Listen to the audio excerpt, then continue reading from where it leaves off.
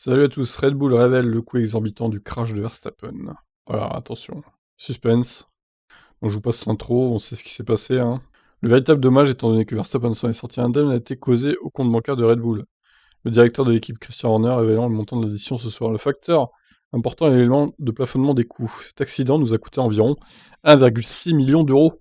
Et un accident comme celui-ci a des conséquences massives dans une ère de plafonnement budgétaire. Alors, ils avaient parlé de 800 000, hein, il me semble, au début. Ah, 1,6 million, ça paraît énorme là quand même, hein.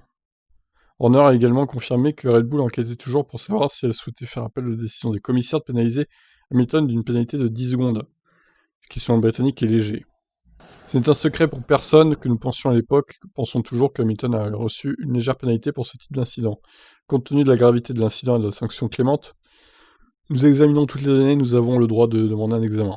Nous examinons donc toujours les preuves et envisageons toutes nos options sportives. Bah, il serait peut-être temps de prendre une décision, les gars, hein. Ça fait déjà une semaine que c'est arrivé, l'accident, presque. La FIA a statué que Hamilton était principalement à blâmer pour la collision. Horner continue de le tenir pour entièrement responsable et insister sur le fait qu'au point de contact entre les deux, la voiture d'Hamilton était sur la trajectoire, qui ne leur aurait pas permis de prendre correctement le virage, sans heurter Verstappen. Quand vous regardez l'incident de près, Max a pris une ligne plus large dans le COPS par rapport à Leclerc lorsqu'Hamilton l'a dépassé dans la course. Hamilton a freiné tard et a dépassé le virage. Il roulait à une vitesse telle qu'il n'allait jamais atteindre la corde du virage et sa trajectoire à travers COPS signifiait qu'il ne rattraperait pas Max, même avec un freinage. Il était très large, très au large après l'accident.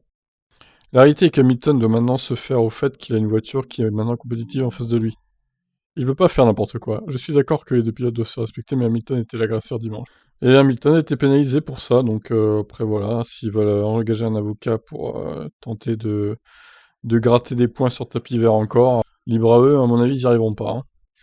Et c'est bien pour ça d'ailleurs qu'ils ont rien lancé comme procédure pour l'instant, parce qu'ils savent pas comment faire en fait. Et ils trouveront pas, je pense.